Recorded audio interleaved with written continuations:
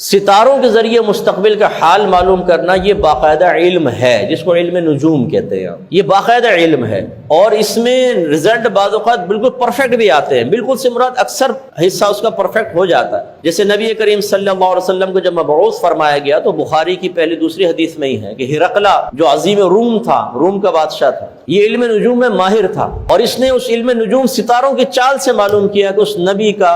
ظہور ہو چکا ہے، اور اسی کے پائے کا پھر ایک اس کا دوست تھا، اس نے وہ تمام معاملات اس کے سامنے بھی پیش کیے کہ میں نے دیکھا ہے کہ ایک نبی کا ظہور ہو چکا ہے، تم بھی ذرا دیکھو۔ اس نے بھی اس کی تصدیق کی کہ ہاں میں نے بھی جو ذائچہ بنایا بالکل وہ نبی مبعوث فرما دیے گئے، اور واقعی ایسا ہوا۔ لیکن ہمارا مذہب بہرحال ان چیزوں کو منع کرتا ہے، مذہب اس کا انکار نہیں کرتا، اس سے استفادہ کرنے کو منع کرتا ہے کہ یہ علم نجوم کے ذریعے اپنے مستقبل کے احوال معلوم نہ کریں، اور یہ بہت سخت ضرورت بھی تھی، کیونکہ نبی کریم صلی اللہ علیہ وسلم کے دور میں اگر اس قسم کے علوم کو منع نہ کیا جاتا، اس کو حرام قرار نہ دیا جاتا، تو کفار آسانی سے کہہ دیتے کہ یہ نبی بھی علم نجوم کے ذریعے ہی مستقبل کے احوال بیان کرتے ہیں۔ جب نبی نے اس کو حرام قرار دے دیا کہ علم نجوم حرام ہے، اب سرکار اگر مستقبل کے بارے میں کوئی خبر دے رہے ہیں تو لازم بات ہے وحی الہی کی صورت ہوگی، کیونکہ نبی خود تو کوئی حرام کام نہیں کرے گا۔ اس لیے آج بھی یہ منع ہے، اگرچہ وقت گزر چکا ہے لیکن آج بھی یہ منع ہے، آپ کسی نجومی کے پاس نہیں جا سکتے، حتیٰ کہ فقہا نے لکھا کہ اگر آپ اس یقین کے ساتھ کسی نجومی کے پاس جائیں کہ یہ جو بتائے گا بالکل درست ہوگا، کافر ہو جائیں گے، اور اگر آپ اس نیت سے جائیں کہ چلو دیکھتے ہیں کیا بتاتا ہے، صحیح بتاتا ہے غلط بتاتا ہے، یہ آزمانے کے لیے چلے جائیں تو حرام،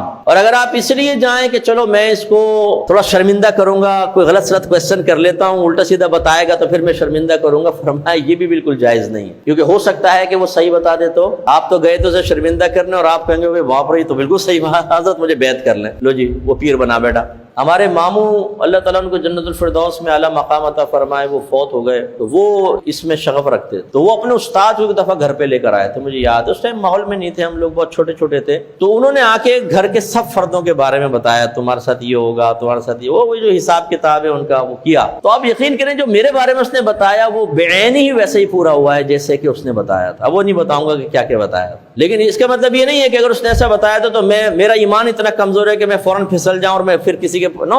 وہ ٹھیک ہے وہ بچپن تھا، ہمیں تو پتہ ہی نہیں تھا اس وقت نا، ہمارے گھر میں کوئی ایسا مذہبی ماحول تھا، لیکن اللہ کا بڑا کرم ہے کہ جب سے شعور حاصل ہوا اس کے بعد سے نہیں، تو کوئی نجومی بھائی یا بہن ہماری بات سن رہا ہو، یہ پامسٹ وغیرہ ہوتے ہیں لکیروں سے بتاتے ہیں تمہارے ہاتھ میں دوسری شادی، لڑکے نا یوں دیکھیں گے ادھر ایک لائن ہے تو ایک شادی ہوگی، دو لائن ہے کہتے ہیں دو شادی ہوگی، اور ساری زندگی ایک بھی نہیں ہوتی، بعض اوقات اس لنڈورا ہی گزرتا رہتا ہے بیچارہ، لڑکیوں کی تلاش میں اس کی زندگی فنا ہو گئی، لائنیں دو لے کے پھر رہا، او بھائی یہ کچھ بھی نہیں ہوتا۔